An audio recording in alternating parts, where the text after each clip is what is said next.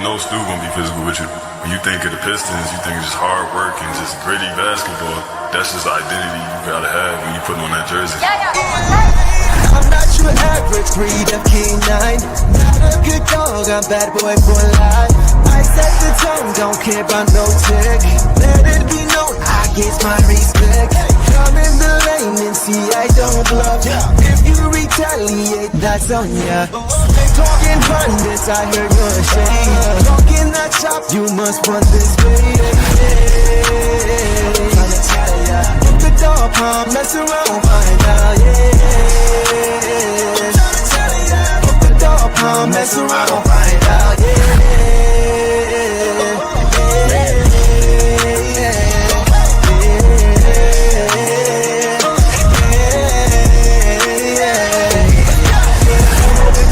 for some barbecue sauce, boy, you better crop a hill, cause I'm like that.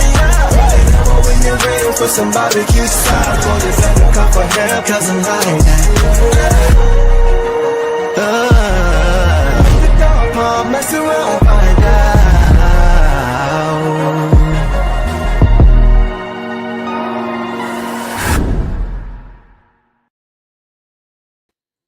What up, though, Pistons fans? Welcome back to another episode of The Deuce Show. Appreciate you guys tapping in with your boy as you usually do. My apologies for the late start tonight. I just got back from the game, just got back from LCA, and there was a rush downtown, so I had to rush home, try to get in front of the camera with my notes here. So appreciate you guys waiting on me. We're going to get into this game tonight, all right? So for those who saw the game, saw the highlights by now, you probably already know. The Pistons winning streak has been snapped at 8 games, right? Tough loss.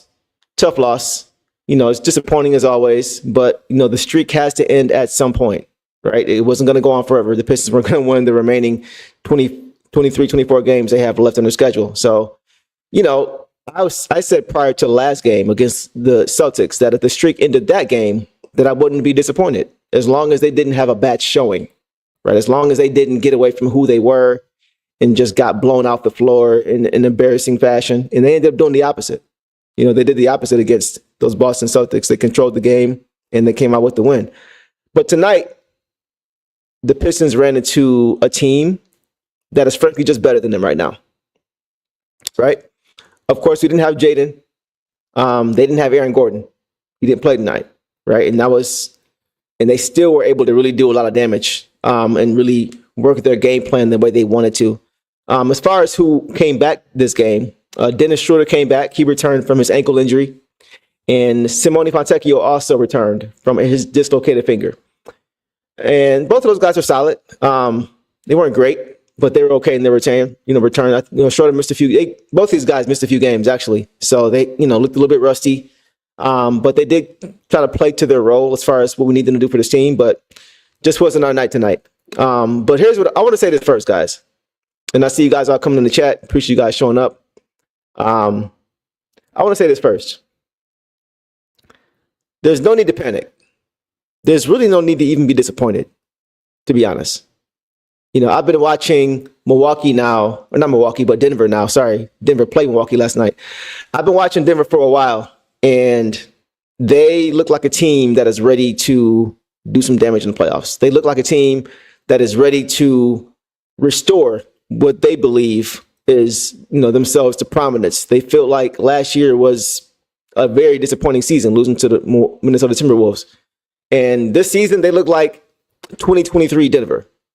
The way they're playing right now, and when they're playing the way they're playing, right? They started off slow this season. They sputtered out the gate, but like a lot of championships teams do, they turned it up and began turning it up post All-Star break. And we've been seeing not only Jokic, but now Jamal Murray really start to come into form. I mean, he's looking like Bubba Murray from 2020. He's looking like 2023 Jamal Murray. He's had some injuries in between those seasons, and that's why he doesn't really get the praise he deserves. But he really is a top guard in this league. And it's really not close. He's one of the best guards in this league. He's 6'4", and he's strong, as a point guard. He's got good size. So, the Pistons just ran into a superior team tonight. Tonight's game, to me, looked like a game where you had two good teams but you can tell the difference between experience. The way Denver was playing tonight on both sides of the ball, they were playing a style of basketball that only a team that has been together for some time can play. They play with a lot of trust defensively and offensively. You don't play with trust as a team if you haven't been together long, right? If you guys haven't had years, months to gel and to learn each other, you don't have that trust right away. And tonight, Denver looked like a team on both ends that had trust in each other, that had trust that the helper was going to, the helper was going to help. The help was going to come from the helper. So they just played a little bit differently than the Pistons did tonight. And they didn't make as many mistakes as the Pistons made. Denver's a good team, man. Like I'm not even disappointed with this loss. I'm really not. Denver is a very good basketball team. And their starters really got it done tonight. Right? Their bench didn't do too much, but their starting five, and like I said, it starts with Jokic and it starts with Jamal Murray. I think that is the best tandem in the league right now. And I say that because they played together for so long. I think they're better than Jason Tatum and Jaylen Brown. I think they're better than Luka and LeBron. I think they're the best two-man tandem in the league. Their pick and roll game is very hard to deal with. Very hard to deal with, man. So like I said, I'm not disappointed in this game because the Pistons didn't play terrible. They didn't play bad. They could have played better for sure, but they didn't play bad. They tried to play to their style. The Pistons tried to play to their style of basketball. One thing I always talk about, though, is getting out to good starts. The Pistons, the first 2 minutes of the game were solid, but after that, Denver really dictated pace in this game. They dictated style of play, and they did some things defensively, which we're going to get to make it difficult for the Pistons to get buckets, especially early. But Denver, they came out, they hit first. They set the tone. To the Pistons' credit, they were down about 15-16 in the second quarter, and they fought back and got it down to about 2 or 3 points. I think the game was close to being tied at halftime, if I'm not mistaken. So the Pistons did fight. But once again, in the third quarter, the Denver Nuggets dictated pace again. It was the opposite of what happened with the Pistons and the Celtics last game, right? Remember how last game in the first quarter, the Pistons hit first and they dictated pace?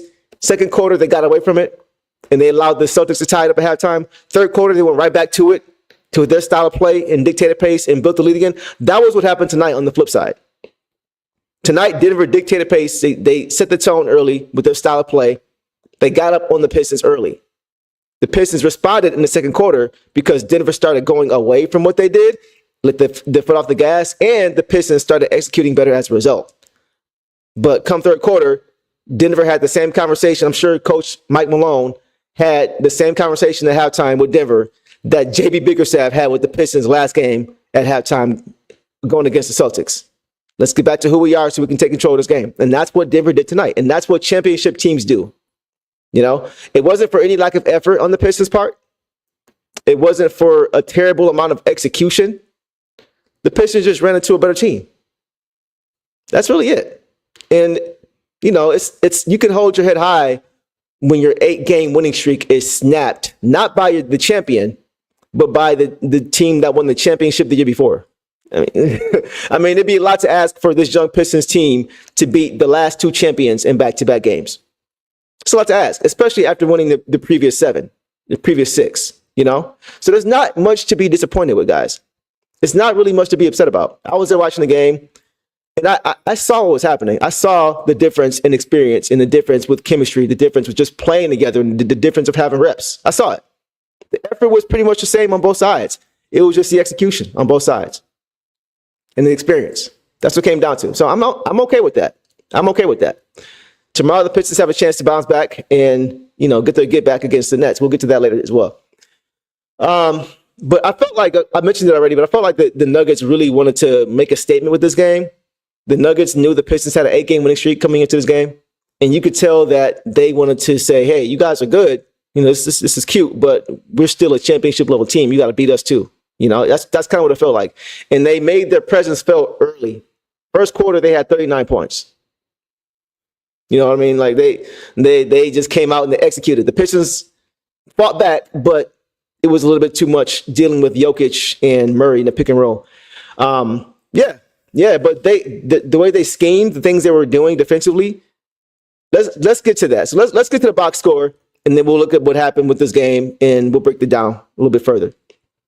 So first things first, when you look at Denver's starters, 4 of the 5 starters had 20 plus points. 4 of the 5 starters, and the only guy who didn't was Zeke Naji, who was starting in place of Aaron Gordon. So if Aaron Gordon was playing, it could have been a little bit worse. But Christian Brown, who came out of, well, he didn't come out of nowhere. He's been a good player, but he had 23 tonight. Jamal Murray had 31. Jokic had 23, but he also had 17 boards and 15 assists. Michael Porter Jr. had 28 and 9. Michael Porter Jr. is Simone Fontecchio with the super soldier serum. That's what Michael Porter Jr. is. Great shooter, great coming off screens, getting good shots, a big wing. Yeah, they got a good team, man. They got a good team. All right, so let's get to our guys tonight. So let's start with Cade. Cade struggled tonight, guys. Cade had 11 points, 5 assists, 2 steals, 2 turnovers, 3 for 12 from the field. So he didn't make a lot of shots, and he didn't take a lot of shots, and we'll get to that. 0 for 2 from 3, 5 for 5 from the free throw line. So tonight was all about scheme for Denver. They were not going to let Cade beat them. I'm sure Mike Malone is very familiar with Cade's game. You know, his father, Brendan Malone, used to coach here, was as an assistant coach for the Pistons. So Mike Malone is very familiar with Pistons basketball, and he does his homework. And tonight, you could see Cade was struggling with Denver's defense because it seemed like every time the Pistons would try to go to their pick and roll, they would crowd him. They would try to force the ball out of his hands. They would double team him. They did it all night. They didn't have a lot of lob opportunities with Jaden out of the pick and roll. It just wasn't there. They were content with crowding Cade, forcing the ball out of his hands, and making somebody else beat them. So whether that would be getting the ball to the middle of the floor in the paint with JD and him making a decision, finding Asar perhaps for a backdoor cut, or finding Tim Hardaway Jr. for open 3, something like that, that's what they were going to be content with. And a few times you saw JD's vision come into form. You saw him finding guys once he got the ball into the middle of the paint, right? When he got the ball in the paint, and he found Asar for a cut, or he would make the right pass. So that was good to see. But sustaining that for a whole game, it's harder to do that than it is to allow Cade to run the offense for you. And the Nuggets were content on not allowing Cade to run the offense. And that's why you saw adjustments like less pick and roll in the second half and more one-on-one against Brown in the half court, right? Just one-on-one. Because with him going one-on-one, it's harder to send a double team. You can send a double when off the pick and roll because the other defender's already there, right? It's easier. But when it's one-on-one, to send a double is harder because now you got to rely on your defensive rotations to all rotate, you know, once Cade gets the ball to the open guy. So I did see the Pistons make that adjustment. I feel like they could have made that earlier in the game, but it's tough too because pick and roll is such a big part of the Pistons offense, and you don't want Cade just trying to go ISO all game, right? Maybe do some things like get him the ball in the post with Schroeder like they did tonight, right? Stuff like that. But I think the Pistons made the adjustment a little bit too late. And every time the Pistons would turn the ball over or get a bad shot off of the Cade double and the Pistons making the decision outside of that, Denver was getting out and running. They were getting out and running, and they were knocking down shots. Whether it was Michael Porter Jr., whether it was Jokic, whether it was Jamal Murray, who was on a heater, like they just executed well. They executed well tonight. This was a good loss for the Pistons. This was a good humbling loss for the Pistons, right? Because while it's good to have confidence that you can't beat anybody, it's also important to realize that there are steps, and you can't skip steps, right? The Pistons are not going to win the title this year, right? It just doesn't happen that quickly. Even with superstar teams, even with the Miamis of the world, when their big three came together, right? They didn't win it takes time, right? You have to go through the proper steps. These guys have not even played a playoff game yet. So it's a lot to ask, and it's unfair for us to expect them to just do damage in the playoffs or to beat championship contending level teams on a consistent basis. It's going to take time for us to get to that point, right? So, like I said, nothing to panic about, nothing to stress out about. The Pistons lost their game. They lost the game. They're 33 and 27 now? Still 6 games over 500? It's not like the Pistons are not going to fall back to 500. the Pistons are not going to fall back to 500. I can assure you the Pistons are not going to allow that to happen. JB Bickerstaff is not going to allow this team to falter, to go into big losing. He's not going to allow it. He's not going to allow it. And these guys are not going to allow it either. So just one loss. It's just one loss. And Denver came into this game angry because they just lost yesterday in the back-to-back against the Bucks. So I didn't think they were going to lose 2 in a row. That's why I was really hoping that they won last night's game against the Bucks, because I didn't see them losing 2 in a row. When I saw that loss to the Bucks last night, I didn't feel good about tonight's game, because I knew they were going to come in with a chip on the shoulder to not allow a losing streak. The way they're playing right now, they want to keep that momentum up, right? They want to continue to put games away, stack games away, bolster their playoff position. Like they're looking to the playoffs. So they're looking to take care of business. So once they lost last night, I didn't feel good about tonight's game. I knew they're going to bring a little bit extra. And they did. They did. So yeah, man, Devon, they were. It's going to take time. It's going to take time. We can contend in the playoffs, but NBA, come on, NBA Finals contenders, come on, that's not even fair to these guys. It's not fair. 58, 59 games into the first season, you guys know the deal. It's not fair to ask that much that soon. It's just not. Lawrence the King, what's going on, bro? Papa Dez, what's going on, man? Organic Lindo didn't help. The refs kept shafting us in pivotal moments. Yeah, you know what? Like, I can't even really put it on that Organic Lindo. Like, yeah, that was the case. It happens. I don't think that really determined the outcome of the game. I think had it been a little bit better for the Pistons, had they gotten a few more calls here and there, I still think they would have lost. You know, they lost by 15, and honestly, it wasn't even that close toward the end of the game. So I hear what you're saying, but I don't want to use that excuse. The Pistons just lost to the better team, and that's okay. That's perfectly okay.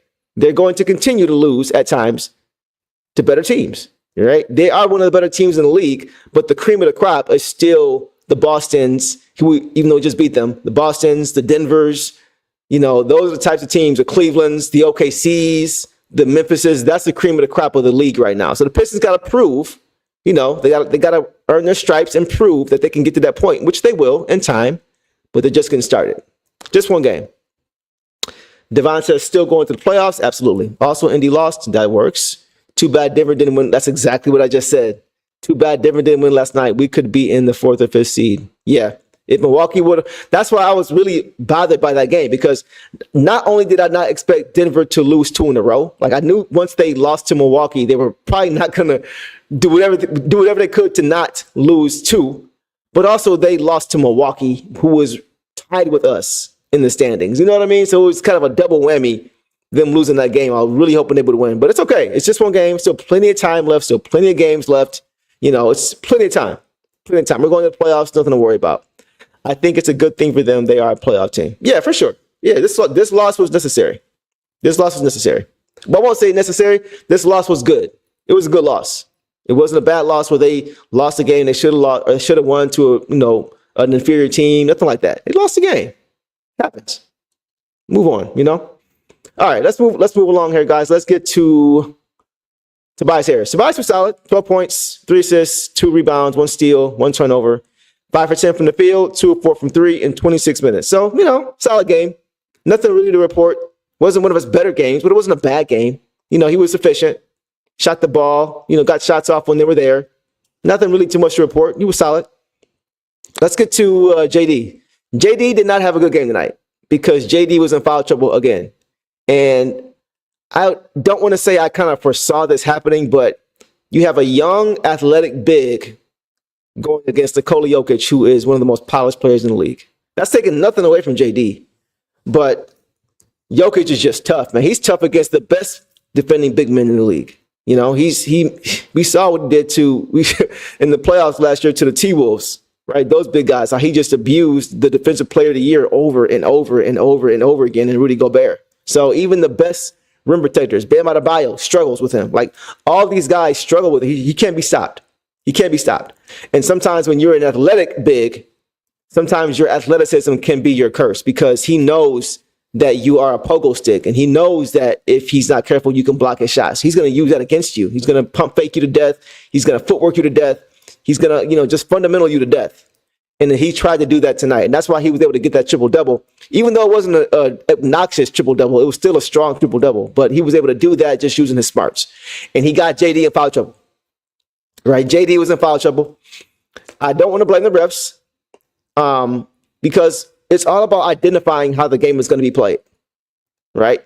If you get a foul early in the game, you have to identify quickly how the game is going to be called. If they're calling it soft, after that first foul, you have to play softer. You have to. Otherwise, you're going to get called again, and you're going to be sitting for the rest of the half. That's just how it works. That's why he played 16 minutes tonight. He got 2 fouls early in the first quarter, had to sit down the whole half, or for most of the half.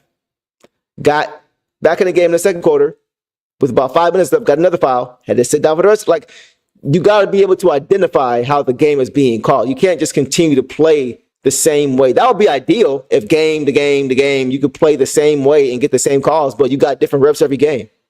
You got different officiating every game. Some refs let the other things go. Some don't. It makes it hard if you're a player because it's hard to get consistency. You got to identify who's calling the game and how the game is being called on the fly. That's not easy, but it's necessary, right? For JD, it's necessary. He has to work on that. He was solid when he was in there. He shot 3 for 5 from the field, 2 of 4 from the free throw line, which isn't great, but it's okay. He had 8 boards and 8 points, 2 assists, 1 steal, only 1 turnover in 16 minutes. But that's the problem. It's the 16 minutes, right? He just wasn't available to play more. And I think, just playing against a guy like Jokic is going to do that to you. He's not the only one that that has foul trouble with Nikola Jokic. This is a 3-time MVP. I'm not making excuses, but we got to call it like it is, right? Tough matchup. But even with that, going forward, JD has to continue to work on identifying how the game is going to be called because it doesn't really help your team if you're playing great only for a small stretch, right? So the availability piece is going to be important for him going forward. Okay, I'm just happy our team is coming together. The future, yeah, we're good. Just 1 loss. We're good. It's nothing to be concerned about. I know you don't want to blame them, but I know, D, they were. But D, to be honest, had they not been, we still would have lost. You know what I'm saying? Like, if it was a close game that we lost by a few points and the officiating was just bad, like all night, then I'm like, bro, 1 or 2 calls and we get a different, but that wasn't really the case. Like, had it been a fair whistle on both sides, Denver just outplayed us. They just outplayed us. They had a great game plan for our star player in Cade, and from there, the Pistons really struggled to recover. So you're right, D. Davis. They were, but they've been on BS all year. We the Pistons. You know how they get down when it come to us. It's always going to be that way until we're going to have to go above and beyond to earn our respect more than what most teams do when it comes to that whistle. Just what it is. But you're not wrong, D. Davis. You are not wrong. Not blaming the refs for us missing shots and being outplayed, but there were several plays called one way for them. No, you're right. I listen, guys. Listen, I'm the last person y'all got to convince when it comes to these refs. You know what I mean? I've seen it for years, 30 plus years. Like 25 out of those 30 plus years, or 23, 24, I felt like the Pistons have always kind of gotten the raw end of a stick. The raw end of the deal when it comes to officiating and just overall just fairness. I've always felt that way. And I've watched a lot of basketball, not just Pistons games, just watching how different games are called, right? Just seeing I see it. I definitely see it. I'm with y'all. But I don't want the Pistons to get focused on that. Because when you do that, you can make up excuses instead of being accountable to yourselves and to your teammates. You know what I mean? So I just don't want them to develop them. They probably won't. I just don't want them to have that mindset of, well, we'd had this. No, just win the game. Just win, bro. You know what I mean? So that's just kind of my thing on that. But I do hear y'all. I'm gonna break the PS5 player. I'm dead. All right, let's get back to it with you guys. All right, so let's get to Tim Hardaway Jr. Guys, the starters we really didn't get a lot of output, to be honest. We got once again for the second straight game, our leading scorer was Malik Beasley, and he only had 16. So it was a tough night. You got to give Denver credit. You got to give them credit. They made things tough for us tonight. They did get away with some foul calls, like you guys mentioned, but just the overall defensive scheme, they were locked in defensively. They were locked in. They made things hard. They finished possessions on defense. They didn't allow a lot of second chance opportunities, right? They just came very well prepared for this game. A little bit more prepared for the Pistons were, and a little bit more ready to start the game. Tim Hardaway Jr. had 10 points, 2 assists, 1 rebound, 1 turnover on 4 for 11 shooting, 1 for 7 from 3, 1 for 1 from the free throw line, and 17 minutes. So he also didn't play a lot. Like the game was pretty much in hand in the fourth quarter. Like maybe in the third quarter, late in the third quarter, the Pistons were down, I think 15-16, and they didn't really respond well to start the fourth quarter, and they got away from them pretty early in that fourth quarter. That's why you got guys like Tim Hardaway was 17 and JD was 16. Well, JD had foul trouble, but even guys like Tobias 26, Asar 26, K 28, K. So nobody even cracked 30 in this game, right? And like I mentioned, a lot of it was because of some was foul trouble, but the rest was just a lack of the game being over before the game was officially over. So, Tim didn't play great. He had a nice tomahawk dunk, in the words of George Blaha, in the first half, but it wasn't for lack of effort. Like I said, it wasn't for lack of effort. They just got beat by a better team. Denver made things very, very tough for the Pistons. And no Piston tonight had a plus. No Pistons tonight had a plus in the plus-minus department. So it was a rough game. Rough game. Asar Thompson, our last starter, had 13 points. And honestly, he was probably the bright spot. Asar was a bright spot tonight. I got to say, he was the bright spot for this team, even though there wasn't much to really take away positively. Asar is a menace. Asar is a menace, man. The things he can do, he's so raw, but you just see, like, I just keep saying to myself, once he puts it together, you see how good he is going to be, man. Billy, it was good to meet you. It was good to meet you, my dog. Got a chance to meet Billy and a bunch of other guys, man, that you guys wrote up to me and said, what's up? I appreciate that, man. It's good to always meet a lot of you guys and, get a chance to see you up close and personal. So, Billy, it was good to meet you too, bro, for sure.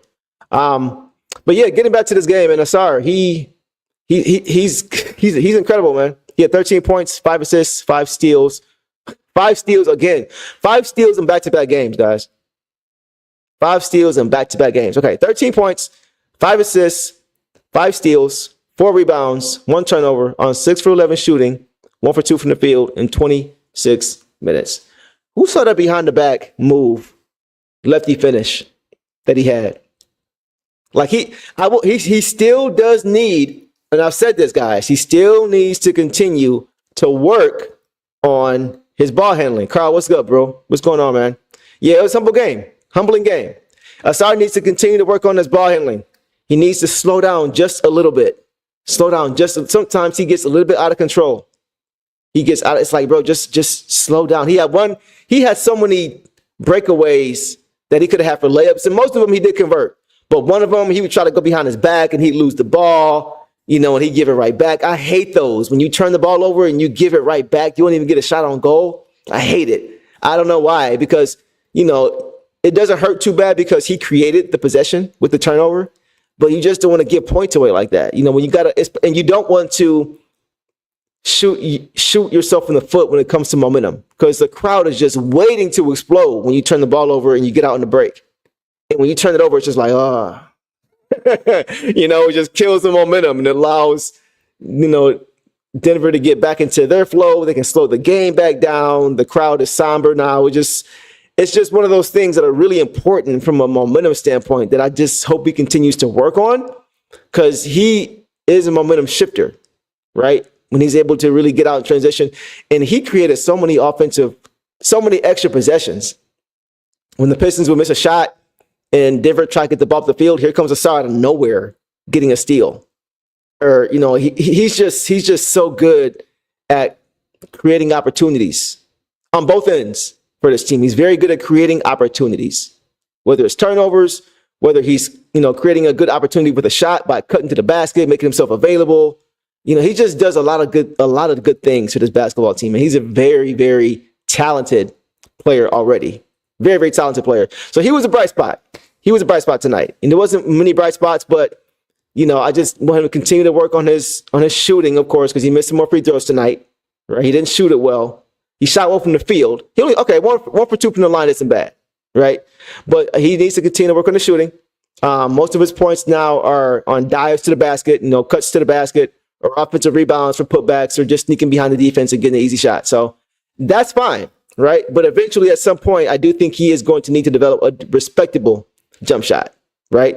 You're not always going to be able to just barrel your way to the rim, and get an easy bucket when they're leaving you out there. At some point, you're going to have to be able to stretch the floor a little bit to where they have to at least take notice of you, you know? So those are the two things for him, working on the shooting and working on his ball handling. If he's able to get those things in check and get those respectable, he's going to be an all-star. Straight up. He's going to be an all-star. He's that good. He continues to show it. Okay, let's see what we got. What's the missing piece for our team? A 4. We need a 4. We need a 4. That's as far as personnel. I think Papa Dez is, other than personnel, it's just experience. It's just experience. The Pistons are way ahead of schedule. They're way ahead of schedule. We see it. Nobody expected them to be here. Nobody. That's why national media is going crazy. Media outlets going crazy. Nobody saw us coming. If we didn't see it as Pistons fans who watch this team closely, right? If we didn't see this jump the way nobody saw an 8-game winning streak 2 weeks ago, right? We thought they would be better. They were improving, but we as Pistons fans who watch this team every day didn't expect that. So what do you think they're going to expect? You know? And so the Pistons just need time. Like I said before, like I said at the beginning of the season, when guys like Jalen Duren were struggling, when guys like Cade had high turnover games with 10 plus and things like that, when Asar and Tobias was off to a slow start, when I would say, guys, just give these guys time, right? Here we are again when it comes to our next progression, right? The Pistons, first and foremost, need to play in the playoffs together. That's the most important thing. Getting experience in the playoffs, getting reps in the playoffs. It's hard to ask a team who's never been to the playoffs to do well in the playoffs. And 4 of our 5 guys who are 4 or 5 starters have never seen a playoff game. 4 of our 5 starters have never seen a playoff game. Cade, 0. Jaden, 0. If you want to count Tim Hardaway, that's different because he's been to the finals. But I'm looking at our core. Jaden, 0. Asar, 0. JD, 0. Tobias is the only player who has really had consistent starting, or not starting, but playoff really experience. He's really the only guy. So Tim Hardaway Jr. has had some. So you can put him in there as well. But 3 of our 5 guys, even if you want to add Tim Hardaway Jr., 3 of our 5 guys have not played a playoff game. So number one, Papa Des, most important thing for this team is just getting experience. Getting experience. Understanding what their coach requires of them in the playoffs, understanding what they need to do as a team and individually in the playoffs, and just being there. Just being there. Just being able to step on the floor, on the court, and knowing, okay, this is different. They're going to see come playoff time that the playoff basketball is different from regular season basketball. Even though we say this felt like a playoff game. Yeah, no, once you get to the playoffs, it's still different, right? So that's the most important thing is just getting that experience. The second thing, Papa Des, is, and this is when they need to contend, like when they're trying to contend for the playoffs, when they're trying to contend for rings. Stretch 4. Defensive stretch 4. My guy, who I want more than anybody, I've said it for a long time now, since last year, is Naz Reid. I want Naz Reid at the 4. I love Tobias. And Tobias has leaned in to playing defense and being professional. Like he is giving effort on the defensive end like I've never seen before, right? So he's being very much consummate professional. He's leading by example. He's setting the example for the young guys, and he's giving the effort to play defense. But the only problem is that there's 2 things. The first thing is he's 6'8". He's just not big enough to play against those other contending teams in the East who have 2 big men. Right? We talked about it at length, right? Boston, Cleveland, Milwaukee, New York now. When Mitchell Robinson comes back, all those teams are big in the front court. And Tobias is 6'8". Right? That's the first thing. The second thing is that he's naturally a finesse player. Right? He's not naturally a gritty, get it out the mud player. He's a scorer. He's a bucket. Right? That's what he is. He's a modest man's Carmelo in his prime. I'm not going to say poor man's, but he's a modest man's Carmelo Anthony in his prime. Right? And so that's his role. That's what he does. And so that's the second thing, is that he's naturally not that kind of guy. He's a good leader for this young team, and he's leaning into playing defense. Right? I'm not saying he's not playing. I'm not saying he's not getting on the boards. I'm not saying he's not playing tough defense. He is. It's just not naturally who he is. It's just not naturally who he is. So the fact that he's more of a finesse player and the fact that he's undersized at the 4 at 6'8", it makes it hard to really contend in the playoffs. That's why I want a guy like Naz Reid, who plays big. He's an inch taller at 6'9", but he's heavier, and he likes to play gritty, tough, physical basketball. And he can shoot the lights out. And he's got an offensive bag. He would be a perfect fit for this team. Perfect fit. And he knows what it's like to play with the star guard. A 23-year-old star guard. He knows what that's like. Right? We have one in Cade. They have one in Anthony Edwards. So he is planning to opt out of his contract. He has a player option at the end of the season. He's already making it known that he plans to opt out. So if I'm Trajan Langdon, that is number one on my priority list after getting Malik Beasley. Beasley's a given. Got to get him first, get him signed, get him re-signed for 2 years minimum. I'll give him 3 or 4, right? Just because of the culture that he brings. But after that, Naz Reid is my guy. Naz Reid is the guy I'm trying to get at all costs. At all costs. Him and JD will be great. He would make things so much easier for JD because he can help him on the boards, and he is an offensive force in the paint. He's very underrated. He's very underrated offensively. He's very, very good. So I think that would be perfect. I think that'd be perfect. So we'll see. Trajan, if you're watching this, he probably not. Go get Naz Reid. All right. We won't judge you for saying I was trying to be nice. You know what I'm saying? I was trying to, I don't want to be disrespectful to Tobias because he is a good offense. In his prime, he was a good offensive player, man. He was the fringiest of fringe all-star players. He was the snubbiest of snubbed all-star appearances. Like he's as fringe as you can get to being an all-star. He's as snub as you can be as far as being snubbed for an all-star game. In his prime, he's the definition of a fringe all-star in his prime. He's right there, but not there, right? That's Tobias. So I don't want to be disrespectful, but yeah, he's a modest man's Carmelo. He's a modest man's Carmelo. We'll leave it at that. This is not about the game, but who do you think was the worst GM? Stan Van Gundy.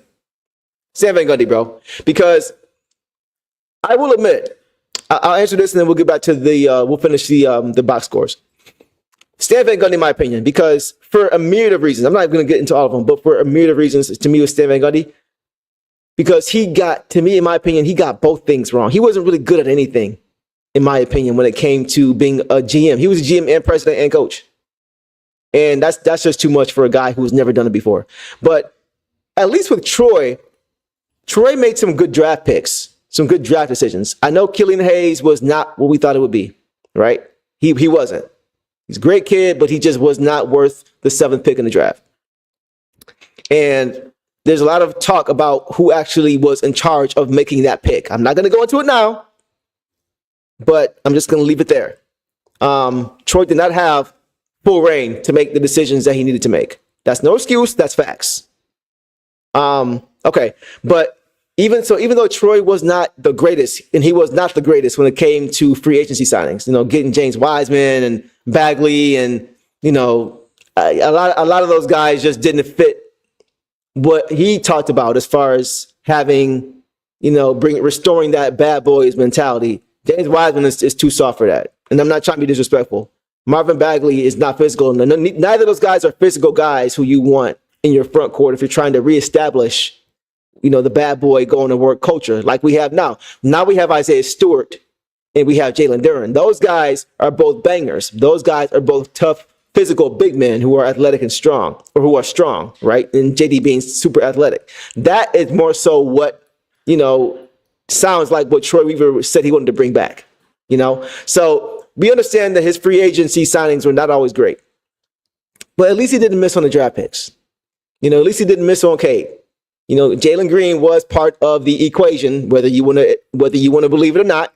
He was part of the conversation. It wasn't a foregone conclusion that it was going to be Cade. It should have been, but unfortunately it wasn't. So I'm glad that right pick was made there. I'm glad that the right pick was made with Jaden Ivey, in my opinion, right? You got other guys who went to, I can't think of his name, but with the Sacramento Kings, who they could have taken, the twin. And I'm glad they took Jaden. Shannon Sharp is super athletic, and he's probably going to be a good player. But I think Jaden's ceiling is higher, and I think Jaden's going to be the more complete basketball player, and I think Jaden's going to be the better fit with Cade, personally. Yeah. So Asar Thompson, the guy the bright spot tonight, that was also Troy Weaver, right? That was also Troy Weaver. So like, it's not like all these picks were just foregone conclusions. He still had to make the picks, even with Jalen Duren trading Jeremy Grant for draft picks that would 2 days before the draft that would lead to us being able to trade back into the draft to get Jalen Duren at 13. Right? That's important. For those who forgot, we traded Jeremy Grant to get access to draft capital that will allow us to go get Jalen Duren, to get back into the first round and get Jalen Duren. People forget that, right? So that's why I would definitely say Stan Van Gundy, his signings that he, trading Tobias and I forgot Avery Bradley and a first round pick for older Blake Griffin. Like I appreciate what Blake did here, but if you're trying to get back to championship status, that is not the move. That is not the move. You're putting a cap on your window and your ceiling. That just was not the move. And so that's free agency. And then also his drafting. Stanley Johnson when Devin Booker was right there. Luke Kennard when Donovan Mitchell was right there. You see what I'm saying? So that's why I say Troy was the better GM, because he wasn't terrible in all facets of his job. Stan Van Gundy, who was the coach, GM, and president, was not great in any of the facets of his job. The best he did was probably coaching. I do think Stan Van Gundy is a good coach. I think Stan Van Gundy is a borderline great coach in the right situation. With Orlando getting to the finals, beating LeBron in the playoffs to get there, right? I think he did a great job with the Heat before he got fired. He was he was the coach when the Pistons had to go 7 games in 2005 in the Eastern Conference Finals. Stan Van Gundy was the coach of that team, pushing the Pistons to 7 games in the conference finals when we were still the champions. So I do think that he's a good coach, right? But I don't think he's a good GM. And I think it was way too much on his plate for him to be trying to do all those things. And it showed. The picks he made, the Henry Ellisons of the world, like, what are we doing? What are we doing? Yeah. So that's my assessment on that. Don't mean to get too deep on that. Organic says John Lure, Ellenson. Yeah, overpaying Reggie Jackson. Reggie Jackson was getting John Wall money at the time. And John Wall was like, wow, I got the same contract. You see, you're putting all chips on the table for 1 year. Thank you. So that's exactly what I'm saying. That's what I'm saying. It's the same thing. Same thing, same points. He just did not make enough good decisions here. And he set the Pistons back quite a ways. And Troy Weaver had to pick those pieces up. Keep in mind. So Troy Weaver came to a situation where he had to pick pieces up. And when he did help the Pistons get back into position to make the run that we're trying to make now, he wasn't perfect, but he did help the Pistons get $60 million in cap space. He did help with the draft process. He did help in some ways. So he came into a bad situation and left when the situation was about to get better. That's kind of messed up, but it is what it is, right? It is what it is. He wasn't perfect. He made mistakes. And in this world today, you don't have a long leash when it comes to, turning over a team and progressing and winning. You don't have a long leash, unfortunately. So that's just how the cookie crumbles sometimes. All right, let's get to one more. We'll be out of here. That B. Jennings' Achilles rupture was the beginning of the end for the SEG. Yes, it was. That's a good point. That's a good point. If he doesn't get hurt, the Pistons had just won 6 straight. And I think a week later he got hurt. So terrible, terrible luck, man. And that was what led to him getting desperate and signing Reggie Jackson, because at the time we only had DJ Augustine, and that was not going to work as a starter. All right, guys. So let's finish this off, man. Let's get to, I think, is that it? Who else contributed tonight? Anybody else contribute tonight? We didn't really get much, guys. Like, Fontekia was solid in this game. In his first game back, he was solid. I'll say it all the time. Once again, though, he was going away from what he does best. I think I lost you guys. Hold on a second. I'll be right back.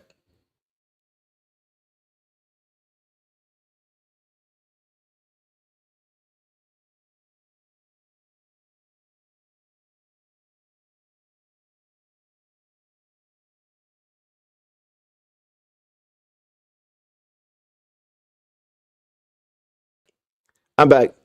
My bad, y'all. But yeah, once again, Fontecchio, man, he, whenever he gets away from what he's best at, he struggles. He continues to try to put the ball on the floor. He did have a nice few cuts, and that's the difference, guys. He had a nice few cuts without the basketball. I always say, if the shot's not there, move the ball and move yourself. And that's what he did for most of the time. One time he tried to do a pump fake when he had an open shot. He pump faked, tried to go to the basket, and got a shot blocked. Easily. So I just hope that he continues to see, just if the shot's not there, move yourself and move the basketball. You'll get it back.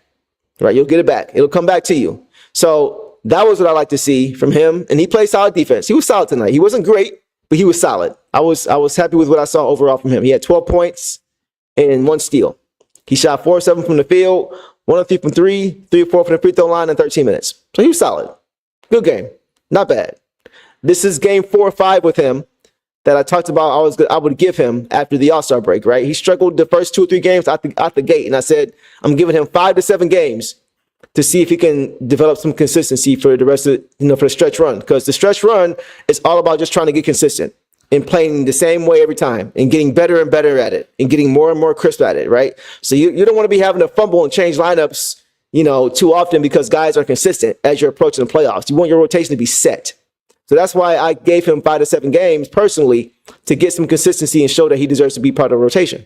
And tonight was a step in that direction, right? The first 2 or 3 games, he really struggled. Then he had the injury and he missed games 3 and 4. So now this is pretty much game 5 and he looks solid. So if he can keep this up, stick to who he is and play his role, be a star in his role, we can live with that. Aside from that, other than Beasley, let's see, Beasley has 16 points, 4 rebounds, 3 assists, 2 steals on 6 for 18 shooting. So he struggled with the shot, 4 of 11 from 3 in 26 minutes. So guys, once again, the Denver Nuggets knew the game plan. They knew the game plan, and you could see that they knew the game plan. He had to take so many shots tonight that were out of rhythm. They were chasing him off that 3-point line, and he was having to do a lot of things with the basketball that he doesn't like to normally do. He was having to dribble. He was having to try to get to different spots on the floor that he doesn't usually have to get to. He likes to catch the ball in rhythm. Malik Beasley likes to catch the ball in rhythm, whether it's in the half court or whether it's in transition, right? He likes to catch and shoot. The thing I always say I want to see Fontecchio do, catch and shoot, catch and shoot, catch and shoot. That's what Malik Beasley does best. He's a catch and shoot guy. And if he gets hot, look out. He does have the ability at times to go get his offense, but that's not his bread and butter. He's better than Fontecchio at it, right? But that's not his bread and butter. It's just not what he does best. And you can see Denver was chasing him off the line, off the three-point line all night long. They were going to force him to beat them in other ways. They were going to force the Pistons to beat them in other ways. That's why they kept crowding Cade. Right? They were trying to make the Pistons uncomfortable, and they did. So I think he struggled with that. That's okay. It happens. He had a bad shooting game. The last few games, he's been shooting great. So he was due for an off game against the champions from a year and a half ago. It's okay. It happens. All right. Let's get to Dennis Schroeder. Schroeder was okay. He had 8 points, 7 assists, 1 steal, 6 rebounds, 3 turnovers on 3 for 7 shooting in 24 minutes. So he was solid. He actually played a pretty good game. He played pretty good. I don't like him taking a ton of threes. He only took 4. I think the first couple of games he was like 6, 7 threes and making like 1 or 2. So to see 4 threes, that's solid. And he only makes 2. So 2 of 4 is good. 3 of 7 from the field is good. But the 7 assists is what stands out to me the most. And the 24 minutes is what stands out the most. Because like I always say, the Pistons brought him here primarily to run the second unit when Cade sits down. Everybody could see it. Cade was getting run into the ground whenever he would go to the bench, right? He had to come right back in and play 38 minutes, 40 minutes, and it was just too much. So Schroeder has been able to really allow Cade to rest when Cade goes to the bench and not have to always worry about having to come back into the game. I know that they lost this game tonight, but the way that he's developing chemistry with his teammates and orchestrating the offense is what I like to see. So he's been very, very solid for the Pistons. He's been giving it to him on both ends. His defense is improving. I mentioned that defensively, I need to see him provide more resistance, right? And not just allow his guy to get right by him, and not your defensive rotation's got to be crisp, right? He's been better. He had a tough guard tonight with, Jamal Murray. He's one of the best guards in the league. And he's just a bucket. And he can get it on the perimeter, off the dribble. He can come off screens, knock down shots. He can get it on his own in the post. Like he can just get it done wherever. He's actually one of my favorite guards in the league because he's so underrated. But Schroeder was solid, man. Played a good game. 7 assists, can't ask for more than that. 3 turnovers, not bad. 2-to-1 ratio, that's solid. Good game from him. Other than that, we didn't really get much, guys. Stu gave us 7. I will say this about Stu. He gave us 7 points, 5 rebounds, 2 blocks, 2 for 2 shooting from the field, 1 for 1 from 3 in 20. So Stu was solid, 20 minutes. Stu had a tough cover, man. I mentioned that Jalen Duren went to the bench early with foul trouble. And Stu came in and did an admirable job. He did an admirable job. It's just a very tough cover. Stu is already undersized, right? And we know that Jokic does not mind playing physical too. So it's a tough cover. Stu held his own. He held his own. But at some point, Jokic is just gonna score. He's got a 3 or 4 inch, height difference and probably 30 to 40, 50 pounds heavier, at least. So for Stu to battle the way he did is, that's all you can ask for.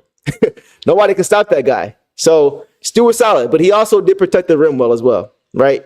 I saw a few times Jamal Murray when he would get past either Cade or whoever, or maybe Schroeder, he would get to the bucket and he would see Stu and he would pass the ball out. So guys are understanding that Isaiah Stewart is not to be played with in that post. They understand and they know now he's developing that rep that he needs to be respected and he needs to be accounted for in the paint, right? He needs to be accounted for in the paint. So that's good to see from him. But yeah, it was not a great game. Pistons got a loss. It happens. I'm not too concerned. One more thing I want to mention though, is that like as great of a offensive player as Jamal Murray is, he took every opportunity to get Asar Thompson off of him. He took every opportunity. He used every pick possible to get Asar. It didn't matter who ended up on the switch. He was happy with whoever it was, as long as it was not Asar. If it was Cade, he was taking that. If it was Tim Hardaway Jr., he was taking that. If it was Schroeder, he was taking that. Anybody outside of Asar, he was taking it because Asar made things tough on him. Asar made things very, very tough on him tonight. So Asar is going to be a force to be reckoned with defensively, guys. He's going to be a force to be reckoned with, man. And it was good to see that. So I wanted to point that out too, because it was interesting to see that, because I don't see Murray doing that too often, to where he's just hunting the pick, and just trying to continuously get one guy off of him. We see them run pick and roll all the time, right? And get the big on you, that kind of thing. But to see him continuously try to, because a few times Asar was getting around it and getting back in front, getting around the screen and getting back in front, and like a lot like he did against Jason Tatum against the Celtics last game. He would be able to sneak his way around. And when he would do that, you would see Murray again run another one with Jokic, run another one with, like as many times as necessary to get Asar off of him. He was doing it. So that just shows respect. That shows a lot of respect that Murray has for Asar's defense, that Coach Malone has for Asar's defense, and that the Denver Nuggets have as a whole. So yeah, man, solid game from Asar. He really did his thing. He's a bright spot from this game tonight. Really excited about his future. So that's all I got, man. This was, it sucks that I went to a game that the streak ended with, but like I said, the opponent you look at is not anything to be, panicking about. It's not anything to be concerned about.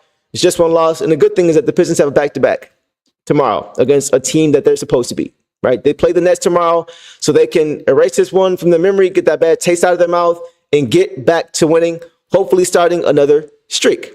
That's what we can ask for, right? So we'll see what happens. I'll be back here tomorrow night, post-game with you guys. Hopefully I'll see you guys right back here. And hopefully we'll be talking about a Pistons win. And hopefully they will move to 34-27 on the season and look to start a brand new winning streak. So as always, I appreciate you guys showing up and showing out, man. This was fun as always. And I will see you guys tomorrow night, post-game, after the Pistons' hopeful win over the New York Nets. So with that, I will see you guys tomorrow night. And as always, Detroit versus everybody. Peace.